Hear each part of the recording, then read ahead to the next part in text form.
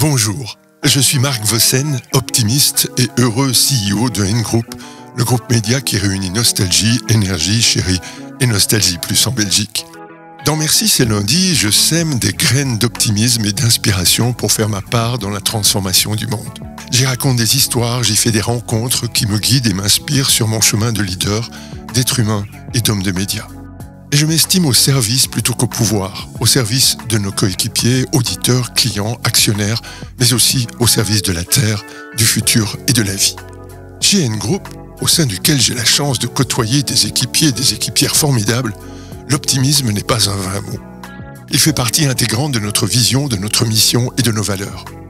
Il prend chez nous de multiples formes. Depuis 11 ans, nous mettons l'humain au centre de la stratégie de l'entreprise, avant la rentabilité. Bien sûr, nous devons être rentables, mais jamais au détriment de l'humain. À travers cette humanité, mais grâce aussi à notre neutralité en CO2 depuis 2014, grâce à notre façon constructive de faire de l'info depuis 2015, grâce à notre transformation progressive en entreprise libérée depuis 2016, et grâce à notre engagement en 2020 aux côtés de l'ONU dans la réalisation des objectifs de développement durable 2030, nous contribuons à un monde plus humain, plus confiant, positif, durable, engagé. En plus de la joie partagée de faire chanter et danser, cette contribution est la raison pour laquelle nous nous levons chaque matin. Aujourd'hui, j'avais envie de vous parler d'une des forces qui musclent mon optimisme, la confiance. M'ont inspiré pour ce podcast Charles Pépin et son livre La confiance en soi, Valérie Malice, ma complice dans Balancer vos ondes positives, et Malcolm Gladwell, l'auteur de Tous Winners. Bonne écoute. Dans notre livre Balancer vos ondes positives, Valérie et moi, nous partageons nos convictions sur l'évolution de l'entreprise et de ses leaders dans ce monde du XXIe siècle. De notre point de vue, tout leader doit cultiver 3 attitudes essentielles: la bienveillance, l'authenticité et la confiance. Et quand nous parlons de confiance, nous pensons confiance a priori. Cette confiance a priori qu'il est indispensable de donner à chacun pour lui permettre de déployer ses talents et son leadership, dans la vie privée comme dans le monde professionnel. À l'image de l'enfant qui apprend à marcher et qui, grâce à notre présence bienveillante et à nos encouragements, acquiert de la confiance pour avancer toujours plus loin, en toute autonomie, et qui, grâce à cela, fait ses premiers pas de leader en ce sens qu'il apprend à se guider. La confiance est un des principes inaltérables de l'entreprise dite libérée. Ce modèle d'entreprise dont nous nous inspirons chez N-Group pour notre transformation est une organisation dans laquelle la majorité des équipiers sont libres et responsables des actions que eux jugent bonnes pour réaliser la vision de l'entreprise. Dans l'entreprise libérée, les équipiers et les équipières sont considérés comme des adultes pleinement responsables, ce qui change souvent de l'entreprise classique.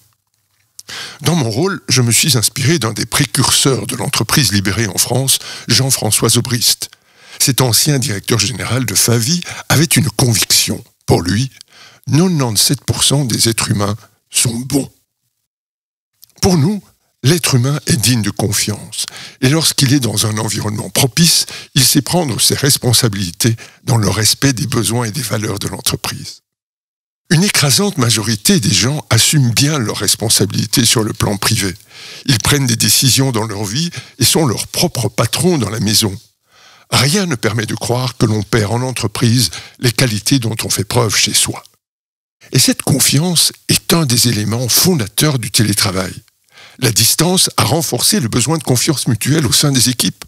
Le défi consiste donc à faire confiance tout en responsabilisant pour éviter l'abus de contrôle.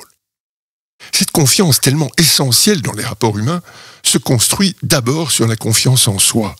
Et pour renforcer cette confiance en soi, Charles Pépin, dans son livre La confiance en soi, donne des clés, dont certaines m'ont marqué.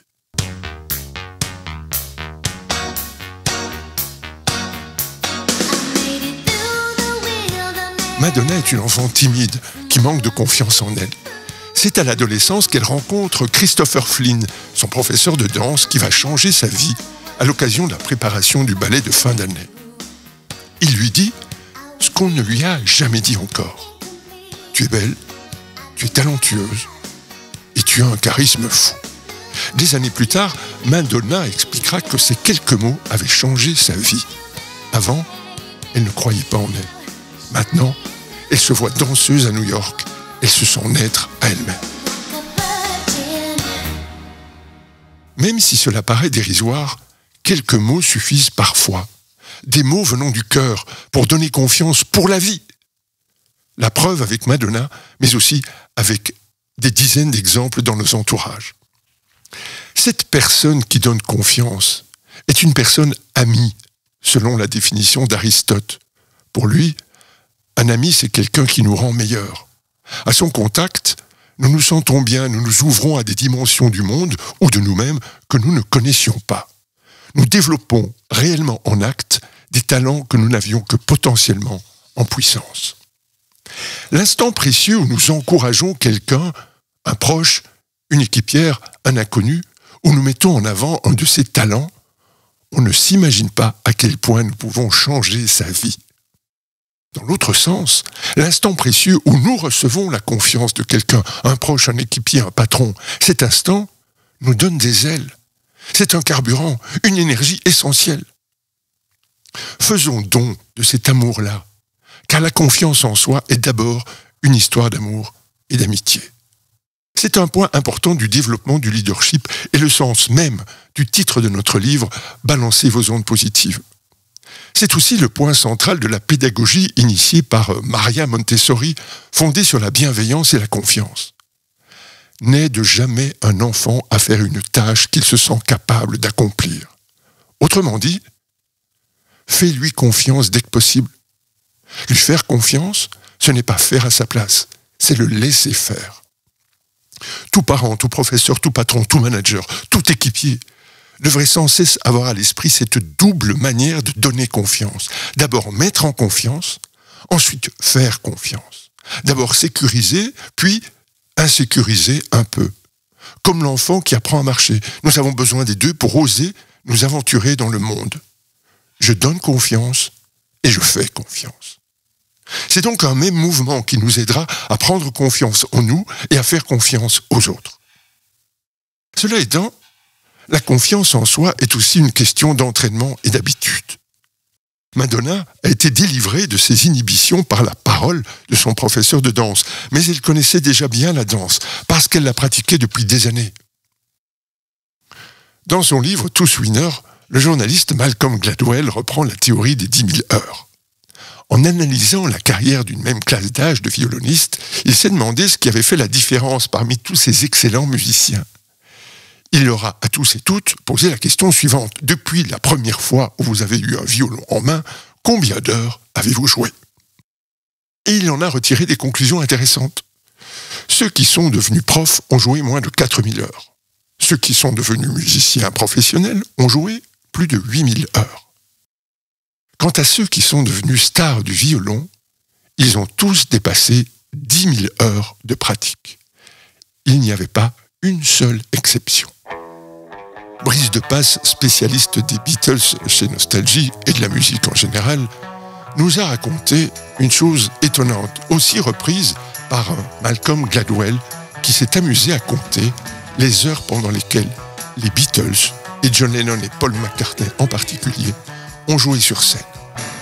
Il raconte qu'en 1960, ils ont eu la chance d'être rapidement engagés dans un club à Hambourg, en Allemagne, alors qu'ils n'étaient qu'un groupe de rock lycéens.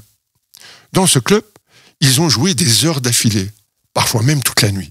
Ils se sont entraînés à fond. Ils y prirent confiance en eux, notamment en leur façon de faire de la scène ensemble, de se familiariser avec leurs instruments, d'élargir leur répertoire, d'apprendre à regarder le public, à le sentir. Lorsqu'ils débarquèrent aux États-Unis en 1964, ils avaient déjà, d'après le calcul de Gladwell, 12 000 heures de scène à leur actif. Elles leur permirent de conquérir l'Amérique. Cette théorie des 10 000 heures, même si elle n'est pas scientifiquement prouvée, nous démontre que la confiance vient aussi avec le temps, avec l'acquisition d'une compétence progressivement intégrée, produisant petit à petit son effet libérateur. Cette confiance n'est donc pas innée, mais en très grande partie acquise. Le génie, affirme Thomas Edison, c'est 1% d'inspiration et 99% de transpiration. Jacques Brel ne disait pas autre chose, 5% de talent et 95% de travail. Souvent, lorsque nous avons du mal à trouver la confiance, nous pensons que nous ne sommes pas doués, alors que nous ne nous sommes pas simplement suffisamment entraînés. Chaque fois que le doute nous assaille, que nous avons peur de ne pas y arriver, la clé est de persévérer et de reprendre confiance par la pratique pour renforcer notre talent et développer notre compétence. Et ce développement d'une compétence entraîne notre déploiement d'être humain bien au-delà. Madonna ne s'est pas simplement entraînée à la danse jour après jour. Elle a affirmé sa volonté, son désir, sa capacité à surmonter les obstacles. La confiance qu'elle manifeste dans ses prises de position citoyennes est le fruit de cette expérience-là. En développant notre expérience d'une pratique, nous pouvons gagner une confiance en nous plus globale. Il n'en est pas autrement avec l'optimisme. Plus nous l'entraînons, plus nous en faisons une habitude. Notre expérience, quelle qu'elle soit, sert alors de point d'appui. Nous avons besoin d'expériences concrètes et aussi de célébrations pour prendre confiance en nous. N'hésitons jamais à fêter nos réussites, aussi petites soient-elles. Elles sont autant d'étapes sur le chemin de la pleine confiance en soi. Nous le sentons d'ailleurs lorsque nous félicitons nos enfants. Nous les invitons chaque fois un peu plus à prendre confiance en eux.